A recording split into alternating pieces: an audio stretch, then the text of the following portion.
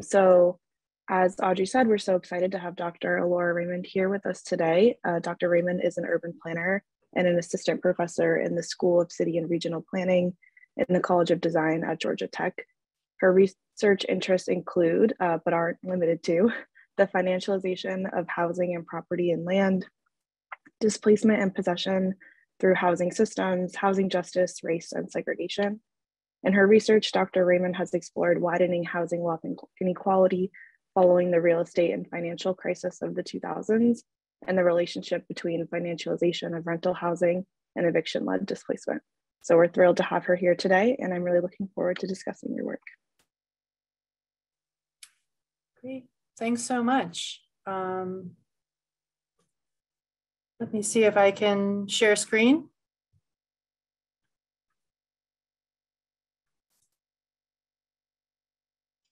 I just made you co-host, so that should be. Oh, yay. Okay.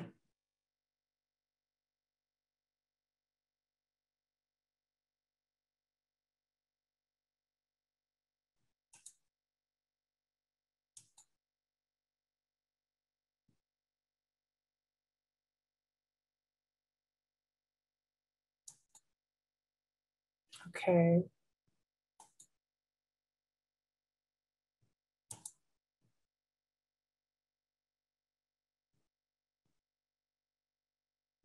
I think I need to share a different screen.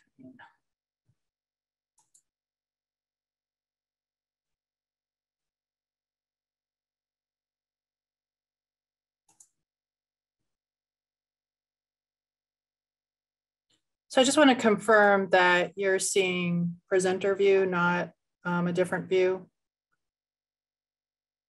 Yep, I think so. Okay. And let me make sure I can advance screens. That seems to work, right? You guys can see the imagery there. Okay, great. Thanks so much for having me. I'm a huge fan of your school and the work that you guys do. I'm really excited to have a discussion about some of the things that I've been thinking about and working on. And I'm really excited to talk to you about my latest research. So today I wanted to talk about two papers that I wrote that were published last year. I've been writing them for a while. One of them was on looking at the financialization of housing and incorporating some of the literature out of Black geographies and racial capitalism, and thinking about how the financialization of housing is just intricately connected to these broader dynamics. And then the second is much more fine-grained study, where we're applying some of these ideas and theories to look at what's happening with the gentrification in Atlanta, thinking about how to characterize gentrification, what type of a process is it, and trying to understand how race and forced moves, forced displacement play into that. So I'm gonna just start off in the beginning, talking about some of the broader theoretical things, and then moving into a kind of traditional quant paper about gentrification and displacement in Atlanta. So I think, one of the things that prompted this look into understanding how race, finance, and housing are integrated were just the experience of living, working, researching in Atlanta during the foreclosure crisis, and understanding that we needed to deploy all of these concepts simultaneously to really adequately explain what was going on. And one of the ways that we started to think about housing was to engage more and more with this idea of financialization as a framework. We're noticing a lot of this research wasn't really engaging with race very well. Some of the prominent authors are not based in America, nor are they necessarily engaging with the inequalities in their own societies, but they just weren't really writing about race at all. And I think if you look at a lot of readers on financialization, you really won't see the word race mentioned very much, even though it's very prominent when you look at what's happening in American cities like Atlanta. So, Desiree Fields and I, with this paper, we're trying to create a theoretical framework that's going to help us mesh these two arenas. And we drew on the literature on housing coming out of Black geographies, racial capitalism, settler colonialism. We argue that the latter can kind of historicize our analyses and sensitize us to the role that racial hierarchies of difference play in creating value and opportunities for profit in real estate, and how these become the engines of housing markets. We also try and ground housing financialization in work that approaches property or thinks about property and land as an institution that makes and remakes racial categories and relationships.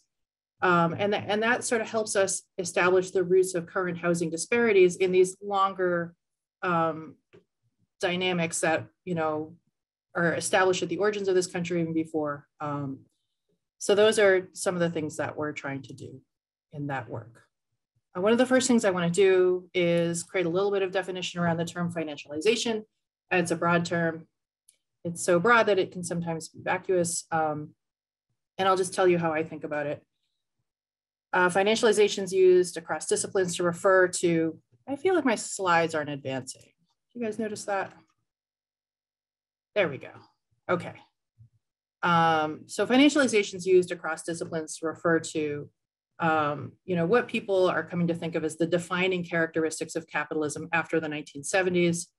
Greta Krippner defines financialization as a pattern of accumulation in which profit-making occurs increasingly through financial channels rather than through trade and commodity production.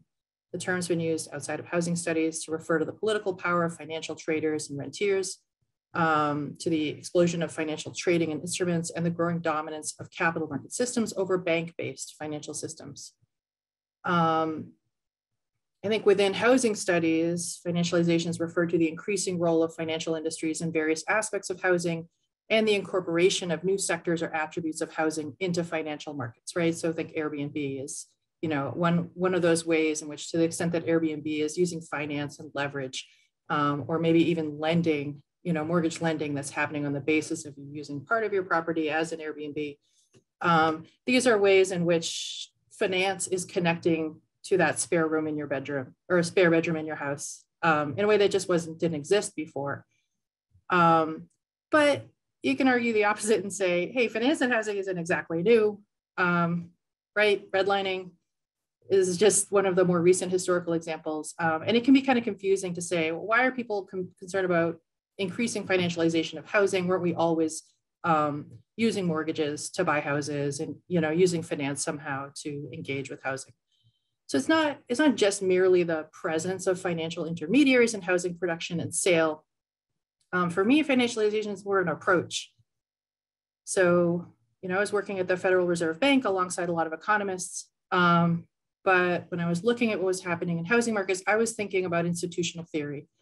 And instead of viewing housing markets in terms of supply, demand, finding equilibrium prices, I was looking at what are the institutions, organizations, and norms that are undergirding housing systems, and what are the different pathways by which housing is funded, produced, maintained, managed, priced by particular financial actors, and just paying more attention to the composition of these markets, as opposed to thinking that kind of a lot of times I think people look through these institutions and just look at supply and demand and equilibrium. That's a gross simplification of what people are doing in econ, but that to me is what financialization did for me. And I think the institutional approach of financialization is also directly related to the idea of commodification of housing, but I would make them separate. Financialization isn't just commodification, but it really points at the tensions between housing as shelter and housing as a financial asset or a commodity to be traded in financial markets. You can think of commodification as a process by which housing systems are abstracting away from history and the lived experience by quantitatively grouping, representing, and differentiating assets and social relations. So the financialization literature kind of enumerates and extends this commodification of housing and describes it and says, what are the processes, what are the institutions, what are the organizations that are doing the commodification? And sort of unpacking what are these supply chains and intermediaries that exist to enable the work of commodification to happen. So that's, for me, some of what it means to be thinking about financialization of housing. And I've noticed when I've presented alongside other folks that they have slightly different ways to define it. That's how I've been using the term.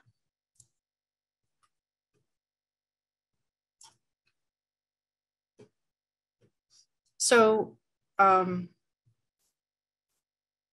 think, one of the things that financialization of housing really does for us, it says that it's really necessary to understand, we think about commodity theory, we think about abstraction and the role that plays in kind of obscuring in a housing context, the entity that's kind of doing the foreclosure and the entity that's benefiting from the foreclosure or the eviction or the displacement or the dispossession, and the person or the household that's really suffering from it. So commodification just creates this alienation and abstraction about all of these violences that are taking place within housing markets.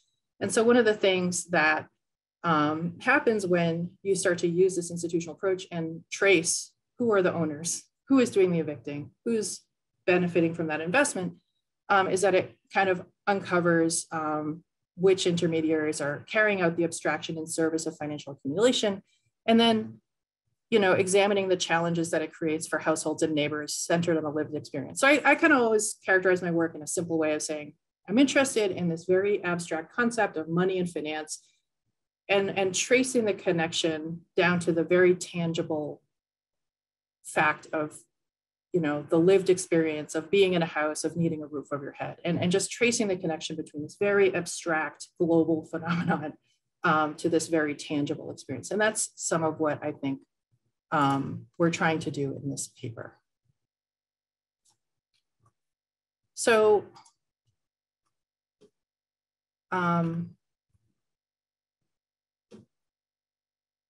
where is scholarship on financialization coming from, particularly in the housing sphere? A lot of it's drawing on geographical political economy, and in particular, we're talking about David Harvey's Marxian-inspired theories of overaccumulation and the spatial fix. And a central distinction between this theoretical starting point and theories of racial capitalism and settler colonialism is how primitive accumulation or accumulation by dispossession is theorized. So in this scholarship, primitive accumulation, including the seizure of land and labor through colonialism and slavery, is placed in the prehistory of capitalism, right? So Britain's enclosure movement is this emblematic case of primitive accumulation. And it's the seizure and commodification of common land by landowner, which was this necessary precondition for 18th century development of industrial capitalism. And that created this surge of rural to urban migration by commoners with little choice but to join the proletariat, sell their labor for wages in emerging urban industrial centers. So in this story, the violent seizure of land is the origin story of capitalism, but the dispossession is not ongoing. And you see Marx kind of portray capitalism as this very routinized, rationalized, bureaucratized process, but that primitive accumulation is primitive. It's in the before. And then somewhat recently, in 2003, David Harvey, began to kind of think about accumulation through dispossession as being ongoing. So in 2003, he started talking about accumulation through dispossession in his book, The New Imperialism, and pointed to the continuous role and persistence of primitive accumulation within capitalism. And this concept's kind of invoked as a means of understanding why we see eviction and foreclosure as being so key in cycles of accumulation during the subprime and foreclosure crisis. So for example, Weiberg and Albers describe housing financialization 1.0 and 2.0. But again, they're really talking about this cycle without reference to processes of racialization. And again, when Harvey writes about the new imperialism, race and racialization isn't a key component of how these systems create dispossession. So it's perceived as being something that's ongoing, but race isn't really part of the explanation. And the way that these theories do describe racial inequality is still, to me, unsatisfying. Capitalism is characterized as this system that's very rational, very bureaucratic, that produces widening inequality and has these effects of standardization. And racial inequality is just one of many types of inequality that are a result of the system when it tends towards crisis. But the creation of racial divides is not intrinsic to normal non-crisis functioning of the capitalist system, whether we're talking about land or other aspects.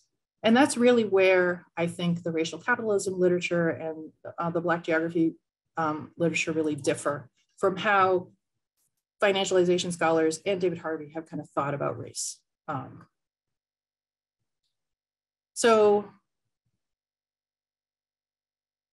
you know, I feel like I sort of started my grad school work and I was reading a lot of this stuff and I thought, wow, there's all these great housing scholars. I'm convinced that financialization is this great framework to think about the research I'm trying to do, but I just didn't have a great explanation for racial divides, even though my empirical work was finding all of these disparities. And these disparities were really compelling. The coefficients were huge. And yet my theory just wasn't lining up with what I was finding.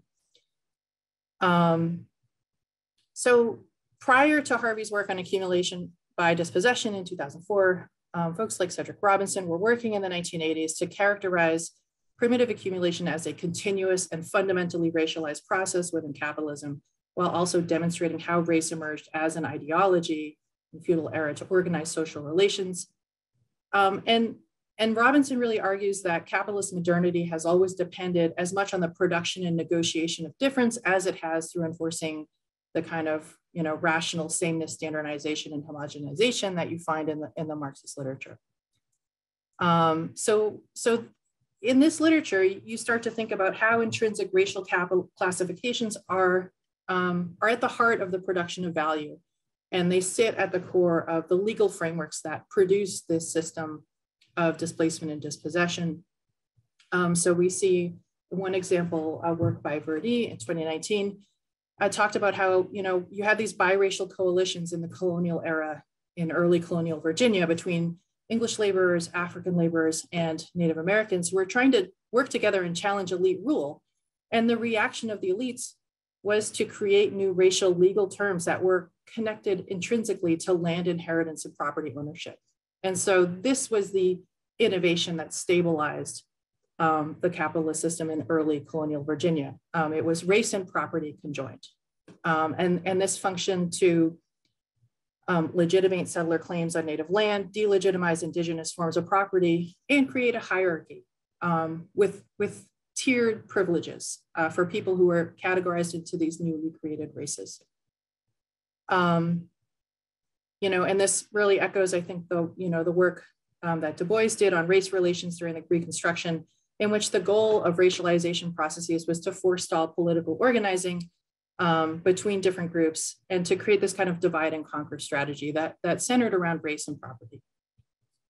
K-Sue Park has done a study of foreclosure in colonial America, who demonstrated how the foreclosure crisis was intimately tied to settler colonial commodification of property and theft of indigenous land. Park analyzes how English colonists exploited differences in indigenous conceptions of land and value to deliberately, you know, engage in predatory lending, extend unpayable debts, and induce Native Americans to mortgage their land. And in order to do this, colonists had to transform English standing legal practices about foreclosure and the ease with which you could seize collateral in the form of land through a foreclosure process in order to create a new form of predatory lending that was based on racial distinctions between Native Americans and English colonists. And so by restructuring property law to be dispossessory and normalize the seizure of land to recover debts, this, you know, at the founding of our kind of legal tradition in this country, we forged a new American conception of land as this fungible commodity. So, let's go back. So this literature points us to this idea that racial inequality isn't kind of the unfortunate byproduct of overaccumulation, as some reading, you know, some maybe early to middle writings of David Harvey suggest. We don't get to racial inequality because we're at the final stages in a system that's prone to ever deepening divides. Rather, the production of racial difference is core to the production of value. And it is that distinction that we're making between whiteness and other races that actually produces value in housing and real estate. And we argue in this paper that producing value in housing through racialization is fundamentally a spatial strategy, and the sorting and separation of social groups into distinct geographies serves as the basis for racialized expropriation. So we draw parallels between how the colonists leveraged difference to create value and to appropriate land and commodity, to the emergence of redlining and practices such as contract sales in the 20th century, to the predatory lending in Black communities in the wake of the fair housing era, to subprime lending in the 1990s, and the practices leading up to the subprime mortgage crisis in the 2000s. And then sort of my work is always pretty contemporary. So I'm looking at the post-foreclosure era, the rise of single family rental firms and private equity investment in the footprint of the foreclosure crisis. And also just looking at how gentrification is proceeding in the current moment.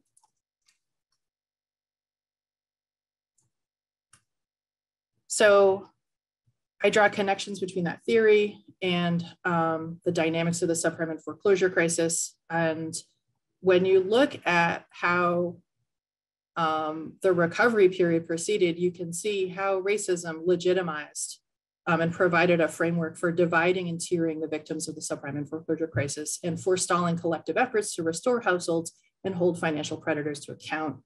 Racialized subprime borrowers provided a convenient scapegoat, seen here. I think this is the best example of that in this Bloomberg Business Week cover, which blamed home borrowers for subprime lending, despite the fact that the majority of subprime borrowers were already stably housed. They were already homeowners with home equity, and predatory lenders got them into very high risk cash out refinances, which foreclosed, which went into default almost immediately.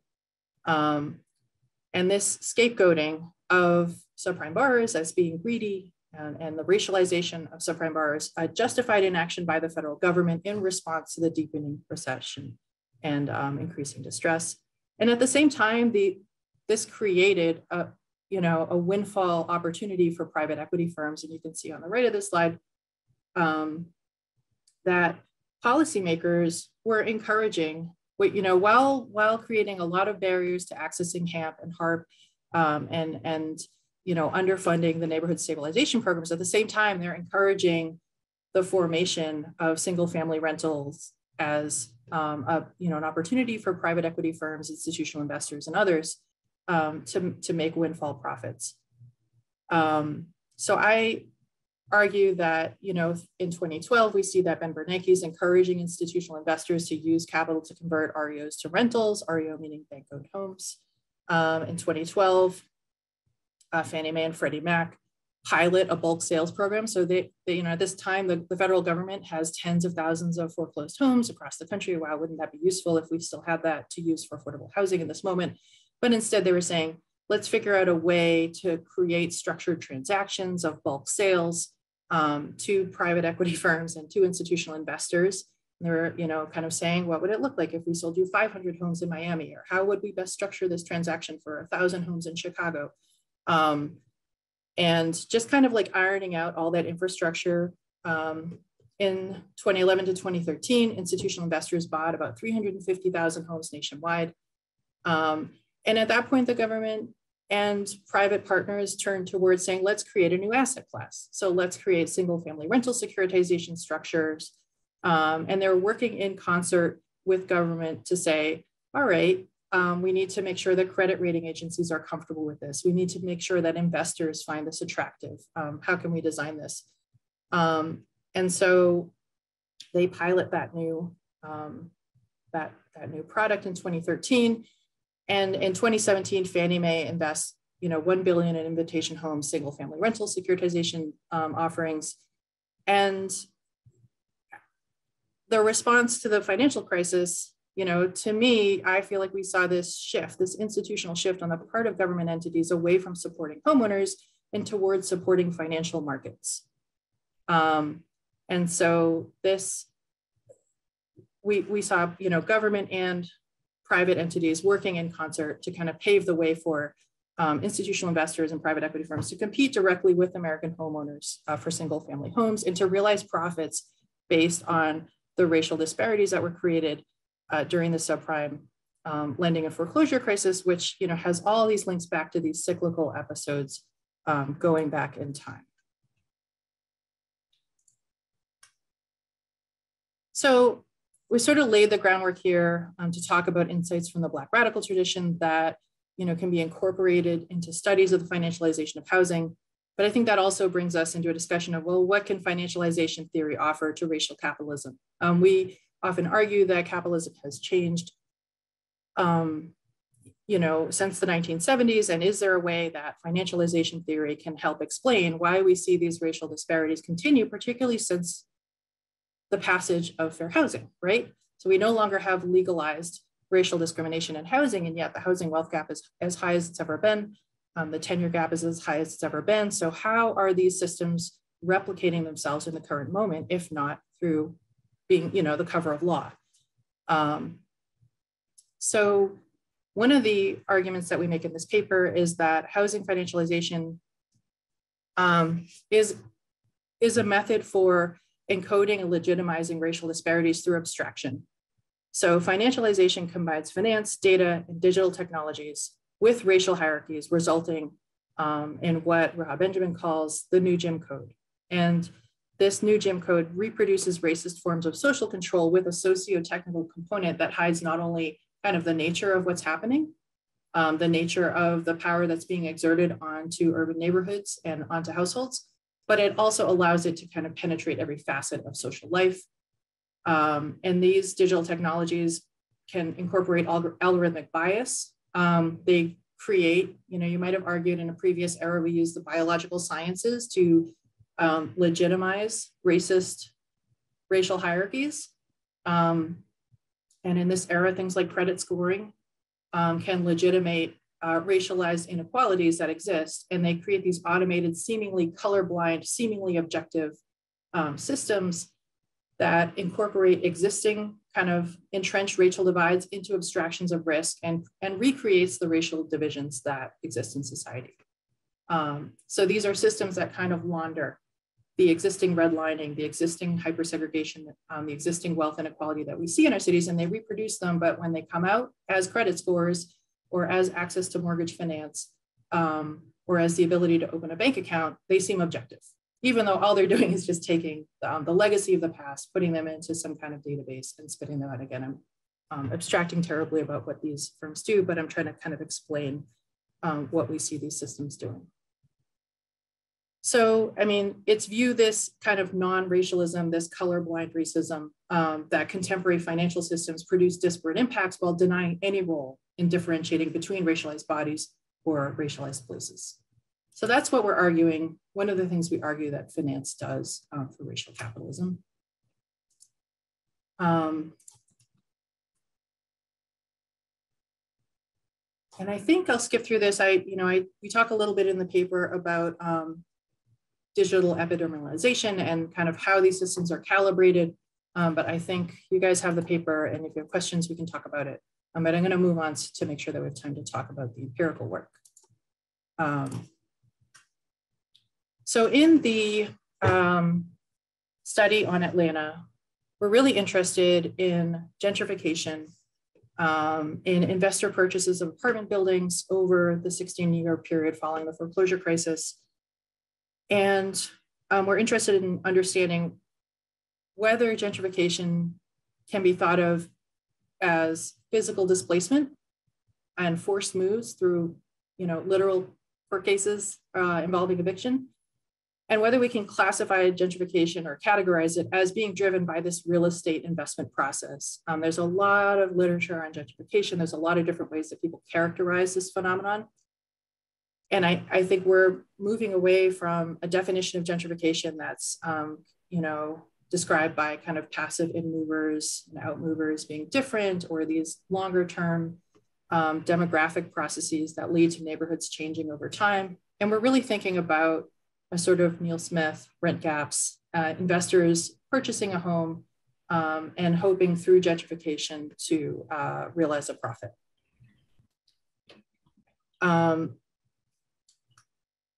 We're thinking about rental housing financialization as racialized expropriation. So we're really looking for whether or not investor purchases in neighborhoods is based on, trying to confirm whether these purchases are associated with really optimistic expectations about future rents and net operating income, and whether or not the profit strategy is predicated on racialized expropriation, meaning, does the realization of the value of this real estate, is that predicated on this idea of replacing current tenants with higher income renters? Because there's a lot of ways you can make money in real estate or not make money.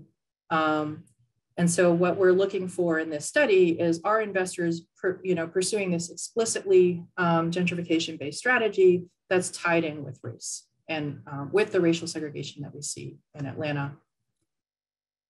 And we also kind of look at how contemporary cycles of neighborhood disinvestment and revalorization entail the abstraction of race into risks. So how is the transformation of Atlanta, which is a large middle-class city that is one of the cornerstones of Black culture in this country, how is this city being transformed through patterns of real estate investment?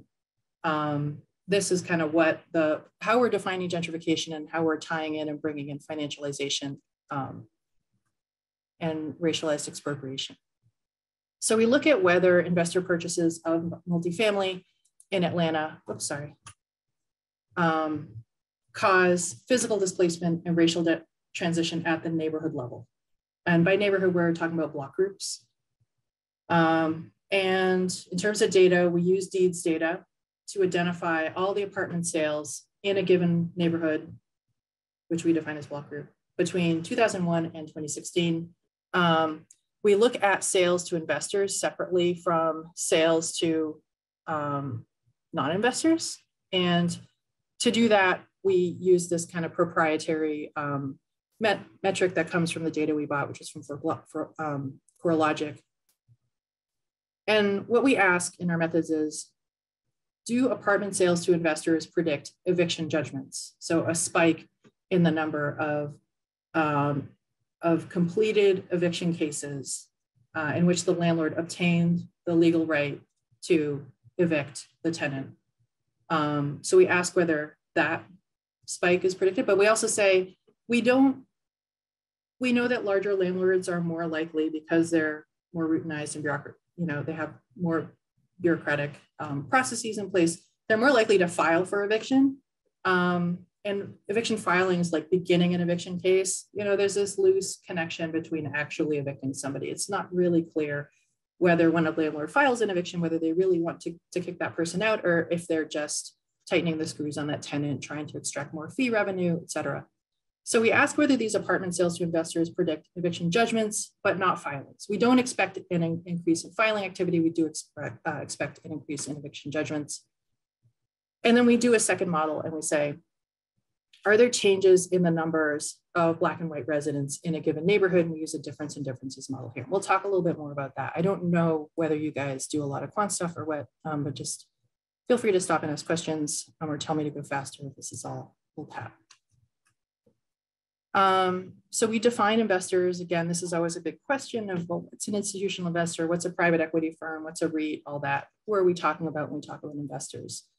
In this case, we use a proprietary indicator from CoreLogic that indicates the property was purchased for investment purposes as opposed to other means. And when we inspect the buyer names, these are typically financial instruments that are originated by large financial institutions. So it'll actually be the securitization structure that's listed as a property owner. And typically they're associated with the firms that we list below, and most of them are big and some of them are small.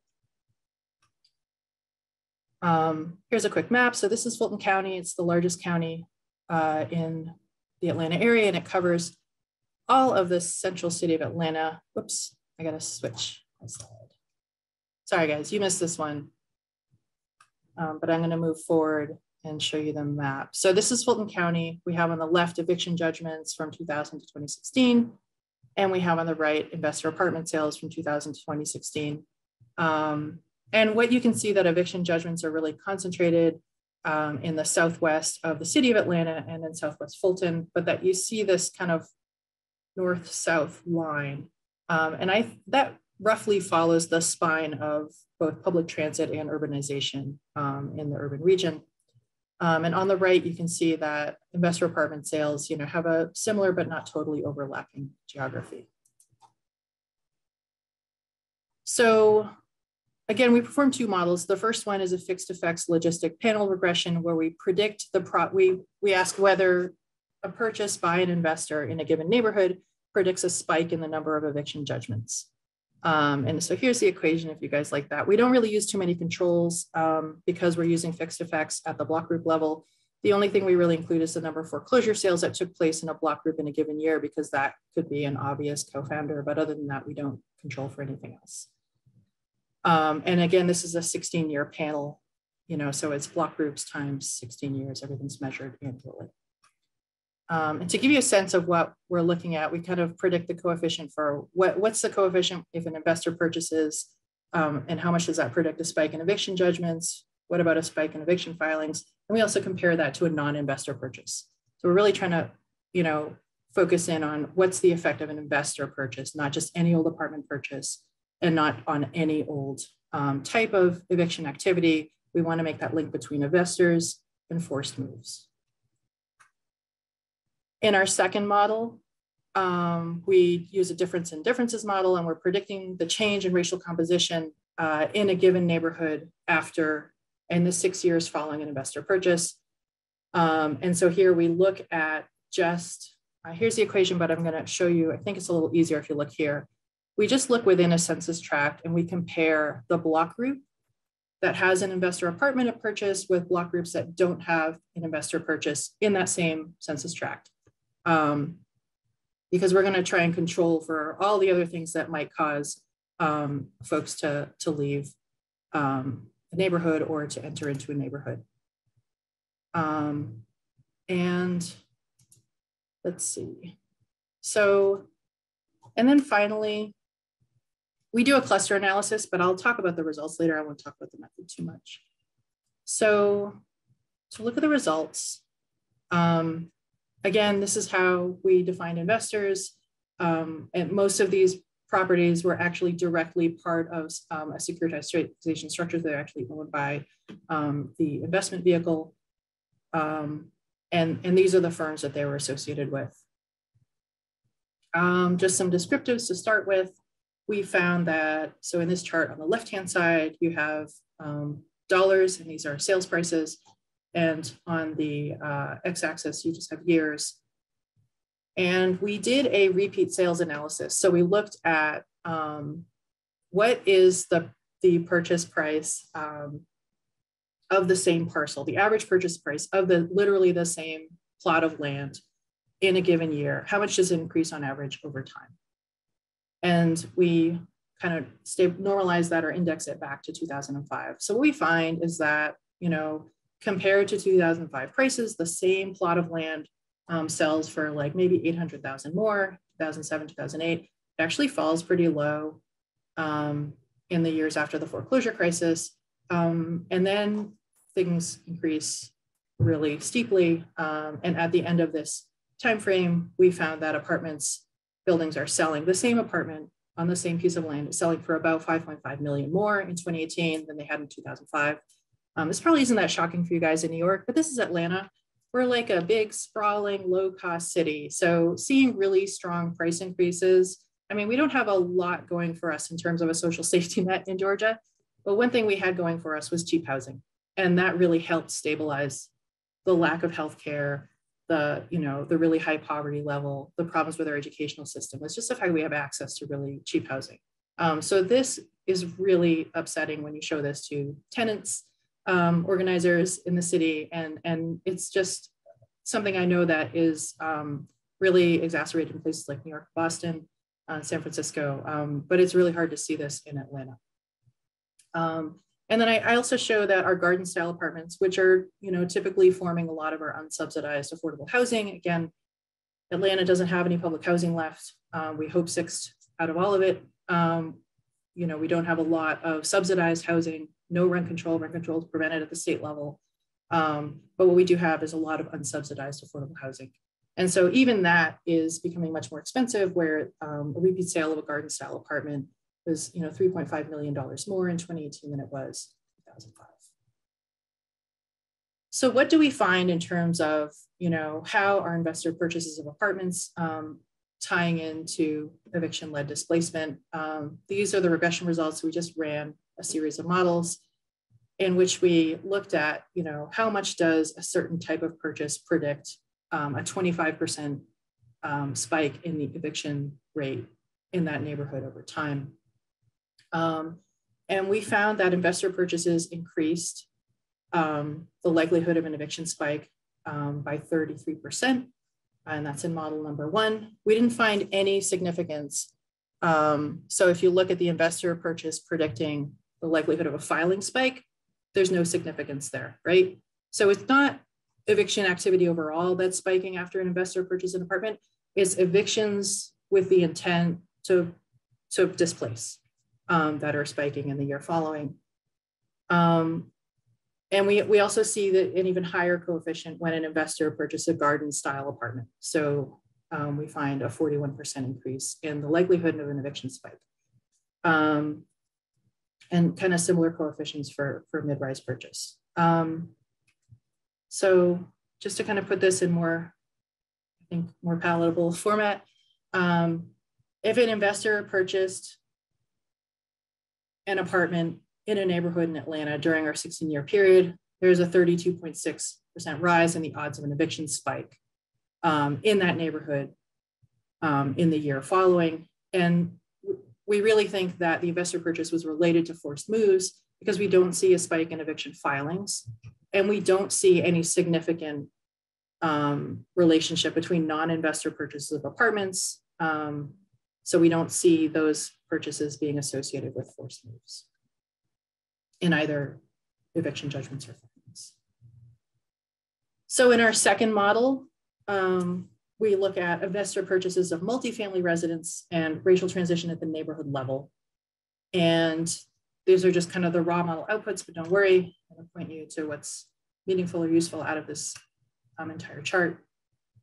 So what we find is that, and again, this is the one where we're just looking, we're only extracting a comparison between a neighborhood that had an investor purchase and the neighborhoods right adjacent to it within the same census tract. So we're not looking at like investor purchases in one area and comparing it to all of Atlanta or all of Fulton County or anything like that. We're just looking at this very kind of narrow comparison.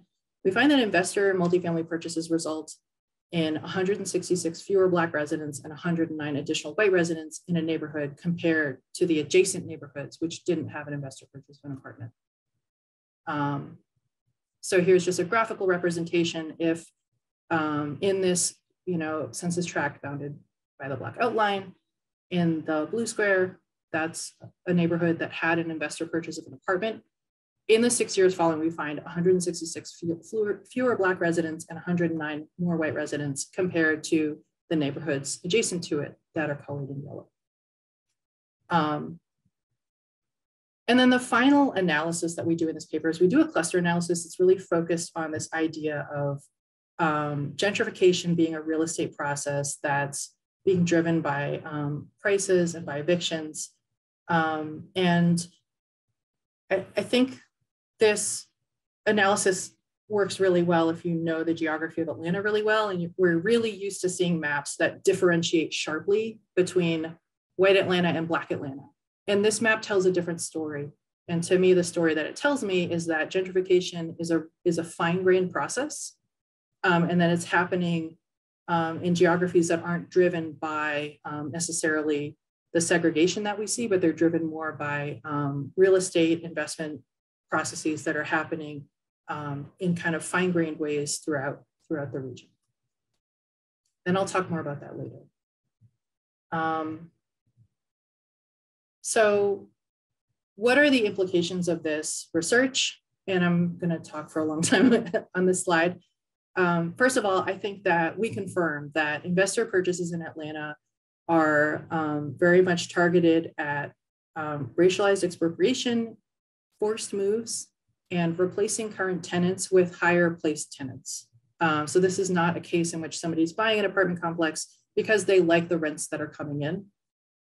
This is a case where people are looking at Atlanta as a place that has a large underclass and a large Black population and saying, we can make a lot of money by flipping this city, building by building, and replacing them with tenants who are going to create value for us in ways that I find pretty problematic.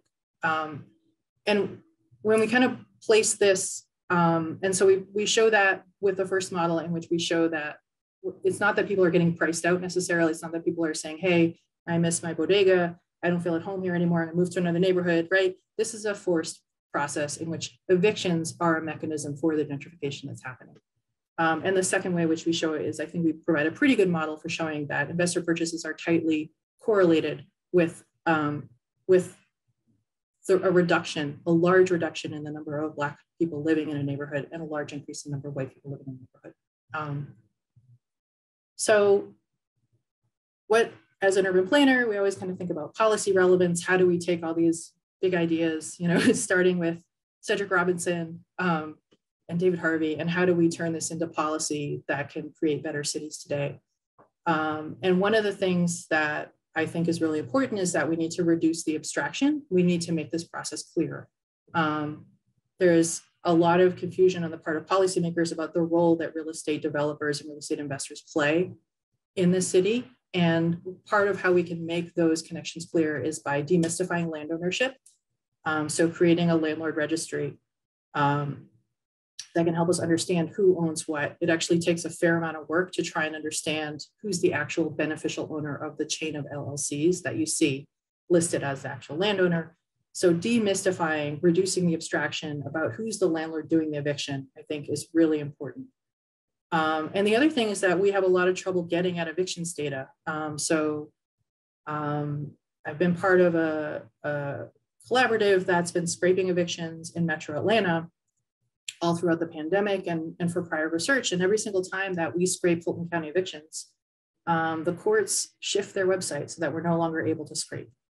This has been a consistent problem where for some reason the courts have made it really difficult, despite lots of pressure, lots of outreach, lots of friends in high places asking questions. They've made it really hard for us to identify who is doing the evicting. And so, I'd argue that we need to make evictions data available in aggregate form on a platform that's usable by community groups, nonprofits, policy researchers, and local government. We're doing a lot of work here at Georgia Tech and elsewhere to kind of get at this data, but it shouldn't be so hard. The courts just have it. They just need to share their database. I'd argue that ownership matters.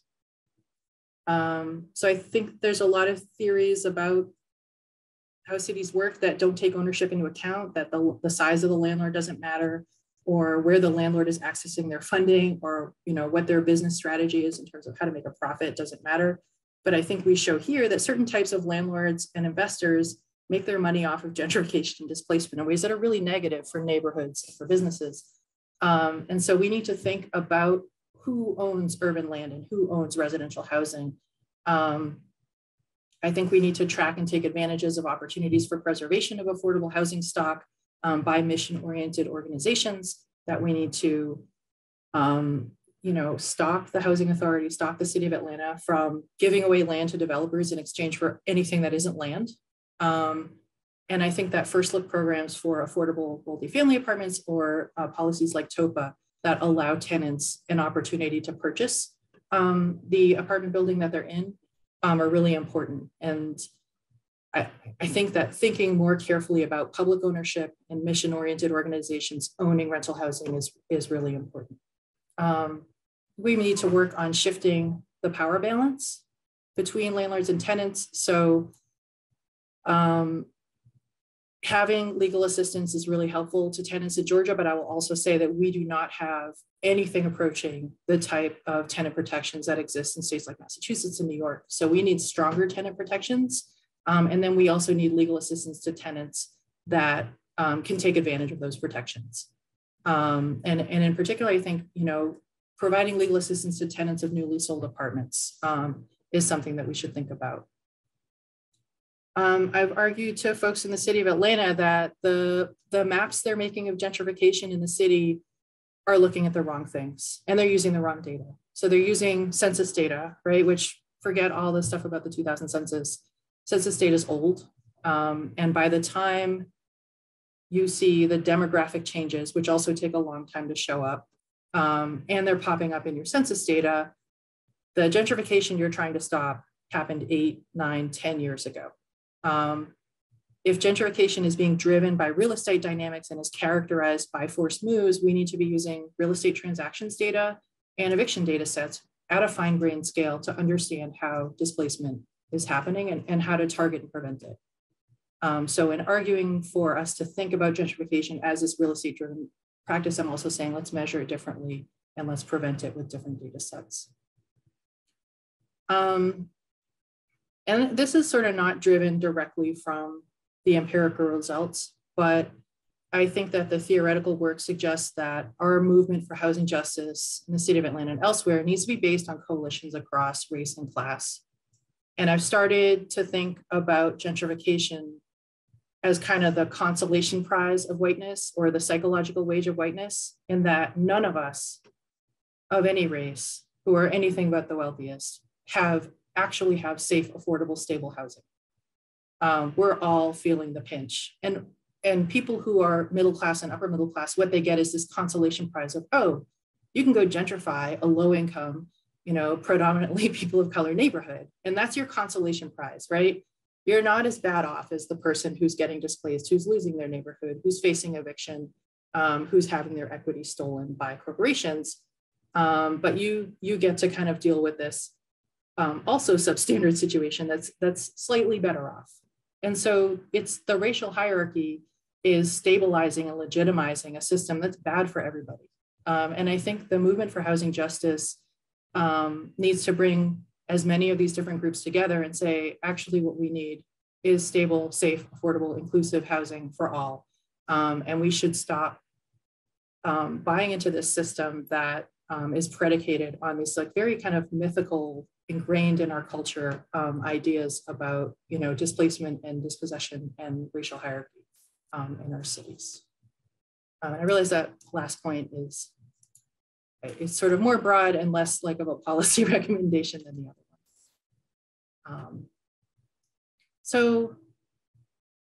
ones. I'll just finish with some of the quotes from the early part of the study. And I think it's been really fruitful for me to take some of these theoretical works from disciplines outside of urban planning and apply them to the problems that we see and the everyday challenges that we face. And then also, I know you guys got the paper before, but here's the links in case to the citations in case you didn't get them. And also, I started a lab called Planning and Property Lab. And we're doing a lot of different projects. We have a student blog. We just put out a report with the Urban Institute on pandemic purchases of investor owners in Southeastern cities. So if you're interested in this kind of stuff, feel free to check it out. And thank you so much, very much for listening.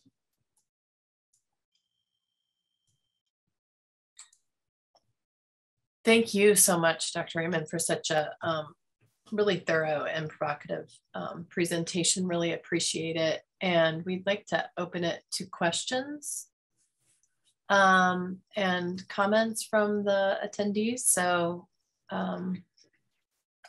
Sarah, were you planning to moderate, or would you like Jacob and I to do that? Either way is fine. I'm happy to kick us off with a question. Wonderful, thank you. Go for it. So I have a lot of questions, and thoughts just in general as a researcher with similar interests, but since we're kind of a more interdisciplinary group, I might save some of those for later. I think my first question is, have you thought about how this might generalize to different cities? Because I know Atlanta is kind of the perfect case study here because it had the huge foreclosure, it had the huge boom, the huge bust. And it is one of those cities where investor purchases are making a big dent in the housing market. And I'm wondering if you've thought at all about how this might generalize both to like other cities in the region. Like I think Charlotte maybe has a similar kind of like investor landscape, or to places where investors maybe don't have as much sway. Like I think about New York City, where I just assume that an investor owns every apartment building that I walk down, like on my block. So I'm curious if you've thought about that at all. I think the place where I really saw a difference between a place like New York and Atlanta was in the speed of the recovery after the foreclosure crisis. That's when it really seemed completely different. I know in Boston, prices recovered almost instantly because for a variety of reasons. And we had one of the longest Great Recessions in terms of housing in Atlanta, in the country. We're still, 2014, I think we're still in it, in the thick of it. And it wasn't until really 2016 that we started to feel the affordability crisis that people had been really freaking out about in LA and New York for a couple of years at that point. And, you know, New York's always been expensive in my lifetime. I do like when I read, you know, Sam Stein writing about New York City, capital city, he's writing about similar phenomena. So there are like really important differences between New York and Atlanta, like just the amount of public housing, the amount of subsidized programs, the level of legal tenant protections, whether or not they're being agreed upon or not, are really different. Never mind the build, you know, the urban form is really different, obviously, in New York compared to Atlanta. But I think the pattern, you know, when you look at Harlem and what's happened in Harlem over the past 20 years, or even I think Stein goes back even further, it's a similar broad story, I think, to what's been happening in the southwest of Atlanta. I don't know. I mean, there's even the High Line and the Belt Line are pretty similar examples of big public investments, you know, green investments, rails to trails shifts that resulted in massive gentrification and displacement of predominantly Black communities in both these cities. We don't have,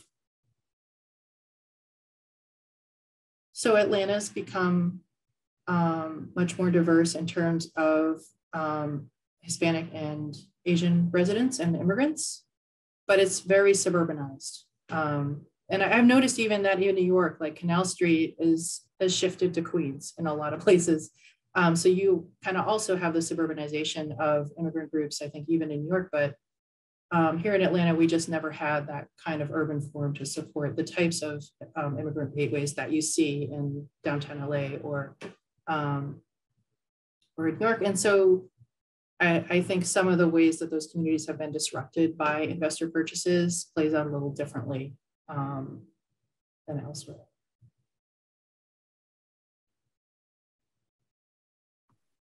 Thanks. I think if you have your hand raised, it's fine to just jump in with a question. Hello, thank you so much for this talk. I was interested, well, I am interested in for two reasons. So my dissertation research looks at displacement in North Carolina. I specifically look at the Piedmont region to sort of do similar work, though earlier in your talk, when you mentioned the sort of historicizing it, I use a lot of my work. I do a lot of my work historically and then make contemporaneous claims to sort of trace those displacements throughout the Piedmont. But more specifically, I'm interested in your work because I'm a tenants organizer here in Orange, New Jersey, which is similar demographically to sort of like Bankhead or South Fulton, since you're familiar with the area and I am too. And the sort of gentrification that I sort of see happening here would be similar to what's happening in, you know, now Bankhead is, you know, kind of prime and ripe for real estate investors, whereas 5 years ago, they would shudder at the idea of even crossing the line into College Park or to like these certain areas in the region. So my question for you is, and sort of, I guess, a kind of conversation starter. So I noticed that you said something like a database for landlord, like to see who owns properties might be a remedy or might be a suggestion for a policy sort of claim for these issues. But I wonder, so I kind of get off like pessimistic sometimes, and I just wonder if there's like any way to sort of put a cog in the system that is, you know, massive gentrification, massive just taking over the housing. Like if there is genuinely anything that can be done. And you know, I look to Atlanta and I see Charlotte, I see, Sarah, you mentioned Charlotte, where North Carolina is home for me. And I just look at these cities as examples of places where it's like it's happening so fast and so rapidly with people who have access to so much capital that it's like what really can be done. So I do appreciate your take from a social science perspective, because I am from the humanities, where we do tend to just be like, oh, it's doom and gloom, and here's the theory, and here's the, it's just over in a sense. So I guess my broader question is, in your work, and I see you have some manuscripts coming out, so I really can't wait to read more about what you have sort of emerging. What do you sort of see the landscape of Atlanta looking like 3 years from now? And I really appreciate how you even said like census data is almost too late, because when we look there, like the people have moved, the things have been like, it's almost too late. So how do you sort of see these shifts and these changes 3 years from now? And with the suggestions that you made for the database and those sorts of things, can they help that to slow it down, or anything sort of to that point? Yeah, I guess I want to address sort of like the dread and the nihilism and the fear first, because I think that's so important. I'm not an organizer, right? I work with and for organizers, but I don't interact directly with tenants. I don't interact directly with them. And I think that's a really important distinction. So I want to qualify any advice I give on organizing with that first.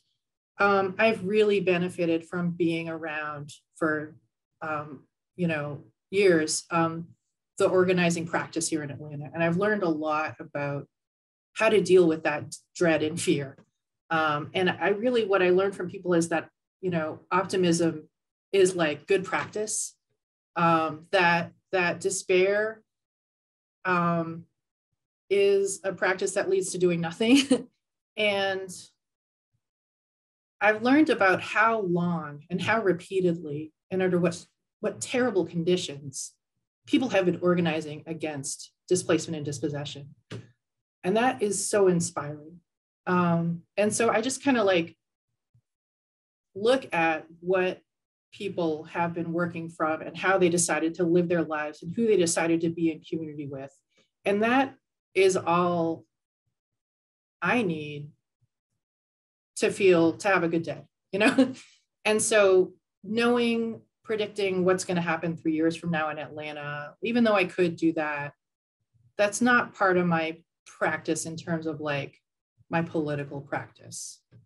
It's not that I don't care about being effective or pragmatic, but I teach the first community land trust built in Albany, Georgia. And even though it ended in foreclosure at some point, it was an amazing program to be a part of.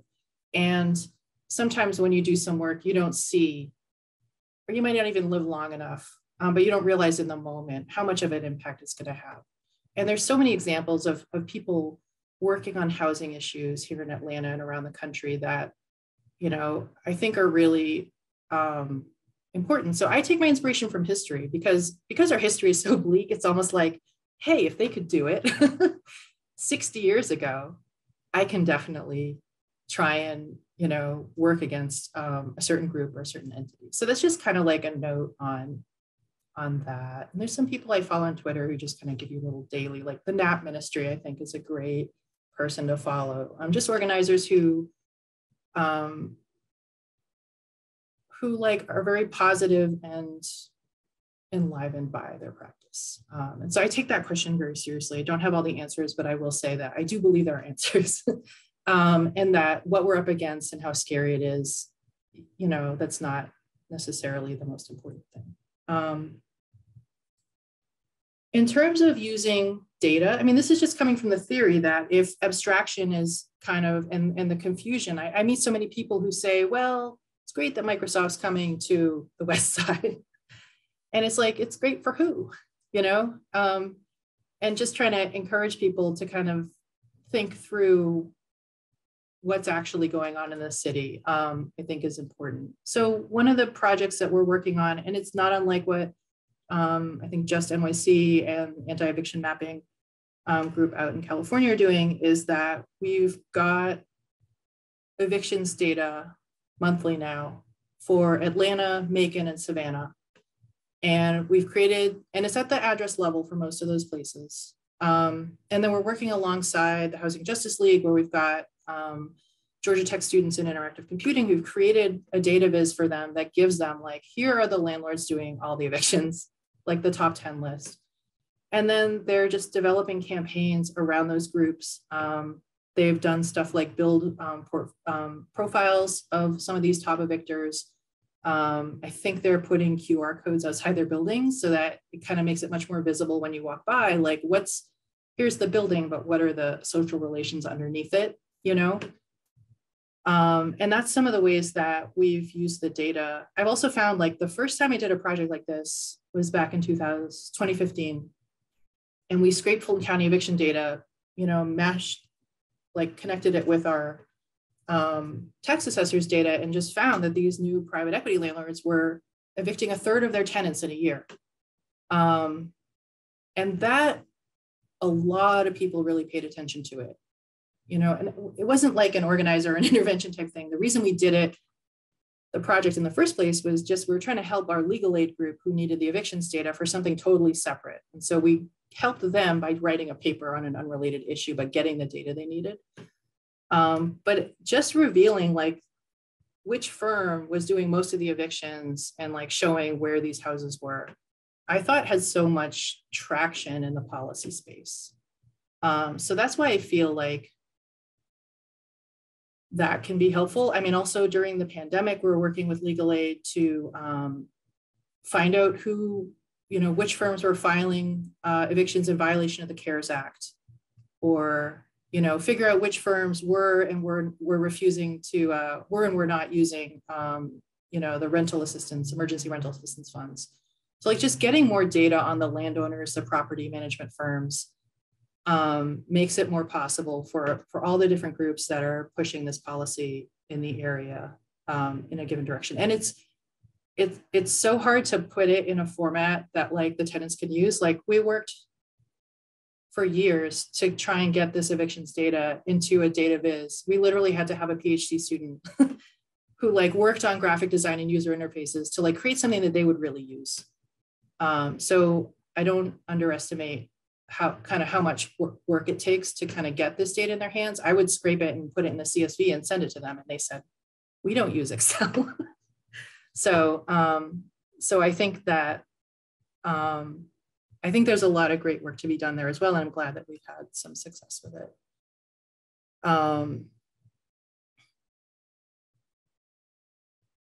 Thanks for your question. And thank you for your work. I really appreciate it. We have a meeting tomorrow, and I'm energized. I'm not completely pessimistic, but I do appreciate hearing from other cities with the work that you've done. So I really appreciate your talk today.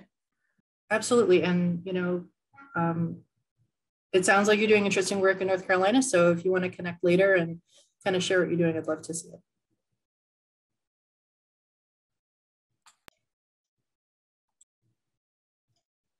Audrey, did you want to jump in? No, I was going to say Jacob. Well, thank you, Audrey. Thank you, Elora. That was a really great presentation. I was like furiously kind of jotting down notes and stuff to follow up on throughout. And I have a question about the kind of political economy of housing and how it's kind of changed over the past century. So a lot of my recent work is on the long-term consequences of redlining, federal redlining, and you know, two of the huge shifts that those New Deal housing policies made for the political economy of housing was kind of one, equating whiteness with wealth accumulation, but then also, you know, kind of tying people to this enormous debt. And, you know, people were saying at the time about how, like, you know, homeowners don't go on strike. So the idea that you kind of are implicitly hurting the kind of labor movement by attaching people to mortgages. And towards the end of your talk, you know, I was particularly struck by this idea that kind of about lending systems kind of laundering existing racial inequality. I think that's a really powerful idea. And I was wondering if you could kind of tie that, as well as a point that you made about how kind of everybody is stressed by this housing system, to there were two Washington Post headlines yesterday that kind of struck me that were both kind of ironically on the same day. One is about rents skyrocketing across the country, which is not something that I've seen covered by the Washington Post or the New York Times. Rents have increased dramatically over the past year. And then an opinion piece about cryptocurrency and how volatility of cryptocurrency might be an intentional kind of aspect of that market, which reminded me of the kind of volatility around the subprime lending and foreclosure crises, and how that kind of created opportunities for tremendous profits for a certain class of investors. So I'm wondering if you could kind of, I would love to hear your thoughts on kind of those things and how they kind of relate to your thesis.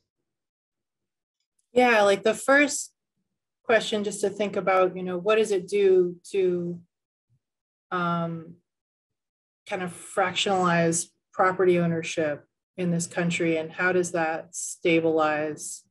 I feel like there's this little argument between like David Madden, who wrote In Defense of Housing, and or was a co-author, and that book, The Asset Economy, which really tries to take on the political economy of housing.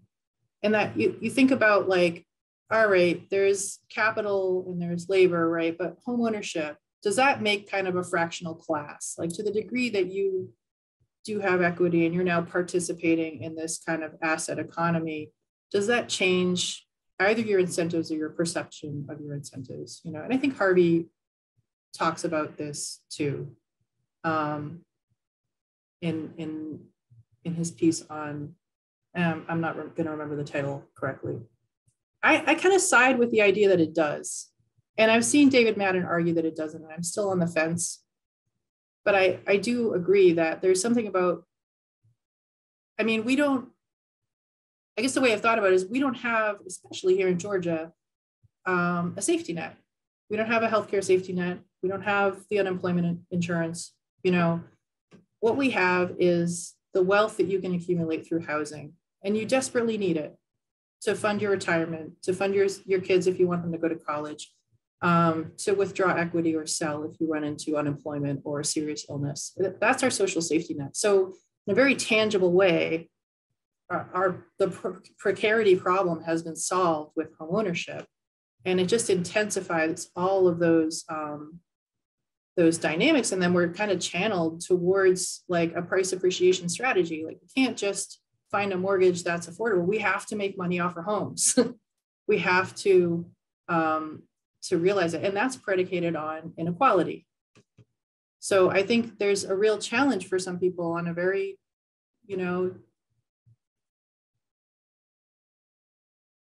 they're not fighting necessarily over luxury items, but many people sometimes legitimately see their very health, wealth, well-being predicated on being able to gentrify or being able to buy low and sell high. And that just intensifies, the forces of exclusionary zoning, the reluctance to help neighborhoods that are struggling nearby, all of those things. So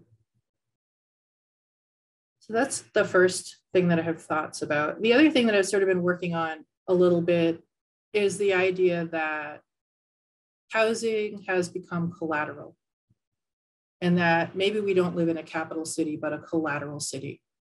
And that, I teach real estate finance. We talk a lot about collateral and what collateral does for lenders and why collateral is so important. And so just thinking about, you don't necessarily need to make higher rents off collateral. You just need it to hold its value. And it doesn't really matter whether it holds its value because of speculative selling and reselling. And it doesn't necessarily need to hold its value throughout. So it might be able to endure these dips, So just kind of thinking through like, how is housing being pulled into the financial system? What is it being pulled into? And what kind of constraints does it have on that? And then tracing it back to, well, what are the ramifications for real people's lives? I think is some of the ways that I've been thinking about that aspect. You had another question in there and I like totally blanked on it.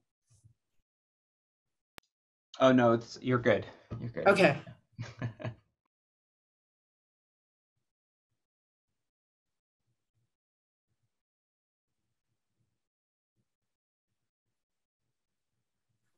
I can ask another question unless there's anyone else. I don't see any hands up, but so I have two questions. Well, so one of my questions is, you talk a lot about creating a kind of real-time gentrification indicator.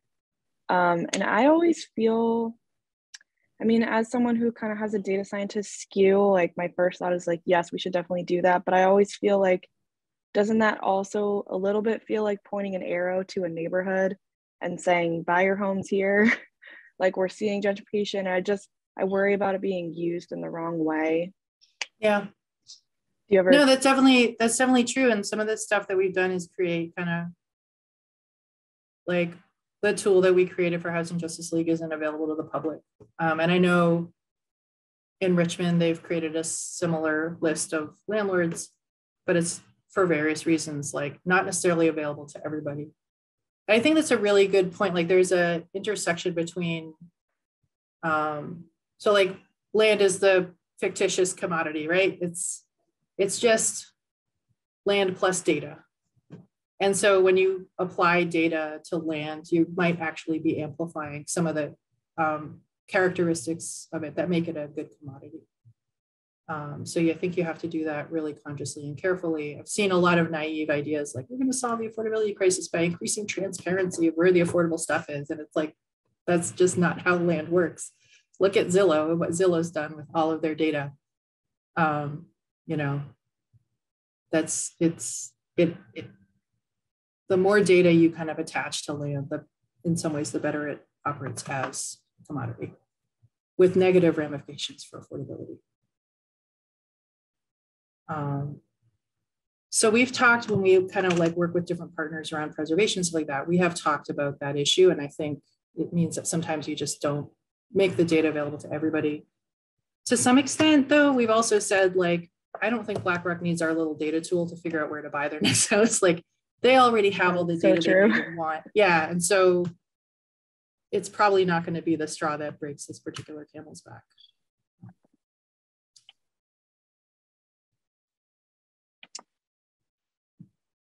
I have one more question unless there's anyone else, but I'm just wondering how, like, if the pandemic has changed the math on any of this. I don't know how, I mean, I'm sure it's very different in Georgia than in other places, but I just wonder if, like I heard a lot during the pandemic about, during the eviction moratorium, you know, a lot of like love for landlords, almost like, oh, well, how are the landlords going to pay their bills? You know, how are the small landlords going to pay their mortgages? And just, I don't know if you think about that in your kind of financialization framework. Yeah, I mean, I feel like there's a tension between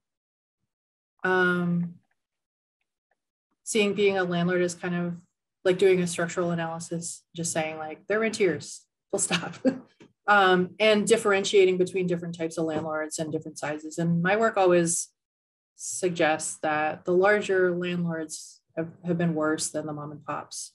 And there's other interesting work like Henry Gormery at Princeton put out a paper that sort of quantified that landlord-tenant relationships are often like personal relationships in Boston. Of course, Boston is a classic example of that, right? It's all triple deckers and the landlord owns one floor and rents out the other two. So they know each other personally, and you know, that can be good and bad. And then he finds that, you know, when you have large institutional landlords, eviction rates are much higher because there isn't that personal relationship of, you know, I'll get you the money in 4 days, or I've known you for 15 years and you're not going to put me out, you know, next week, just for that. But I don't want to romanticize small landlords. And I think like Eva Rosen and Phil Garboden's work qualitative work on landlords kind of shows that, you know, not that landlords are different, but I don't want to be too simplistic about saying which are better. But I do kind of feel like I'd rather not see our affordable housing stock be bought up by large firms, in part because I'm thinking about the political economy of the city and just what the relationship is between like the mayor and a very large firm versus the mayor and a small time landlord. And to the extent that a lot of our policy tools are at the municipal level, particularly in red states, I just think that you can do things like code enforcement or tenant, you know, legal aid better when you're doing the power balance between the city and the landlords is a little bit more equitable. We did do an analysis of Atlanta, Tampa, and Miami, looking at pandemic purchases. We did see an increase in large corporate equity firms buying in Atlanta, but not in Tampa and Miami. And what we saw was a huge increase in the number and the price of single family homes by these firms. And it was broken up between the iBuyers like Open Door and Zillow, rent to own places, which are historically pretty predatory, and the single family landlords.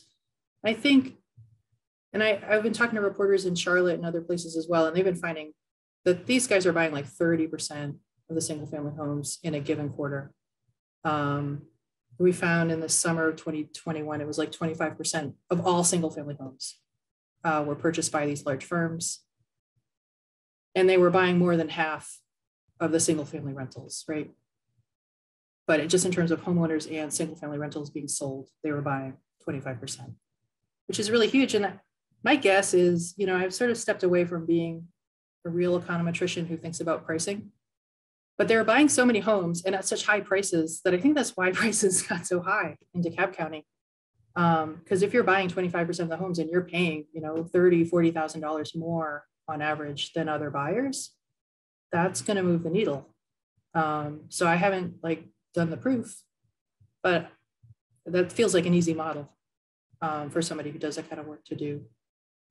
So that's what we've seen during the pandemic, at least in the Southeast. You know, I think a lot of people have focused on tsunamis, right? As opposed to like the slowly unfolding crisis. And so I get a lot of questions, a lot of journalists especially are very focused on like, well, when is it all going to fall apart? I'm like, it's just slowly falling apart. You're just slowly going to see every quarter they buy a couple thousand more homes. It's not going to be all of a sudden they buy every single home in your area, at least not maybe in Atlanta, maybe in places like Memphis, that's possible. And it's same with the eviction crisis. Like people were really focused on the eviction tsunami. And it's like, no, we have this ongoing disaster and every eviction is a failure. Like, let's focus on that. So that's kind of the things that I've been thinking about with regard to this and the pandemic. What have you guys been seeing in New York besides lots of snow? Did you guys get the snowstorm last weekend? Yeah, we did. Oh, you did? Okay. Not as bad as Boston. Yeah. Or like further north, but I would say like probably 7 inches where I am of snow. That's pretty good. My family lives in the Boston area, so they showed me pictures. I think they got like 5 inches. This might be a good time to take a break and say goodbye to the general public, and then have the doc fellows come back in and have a more informal session. And also, Elora, thank you so much to give you a break. But before we do give Elora a break, and let's thank her for this presentation. So thank you so much.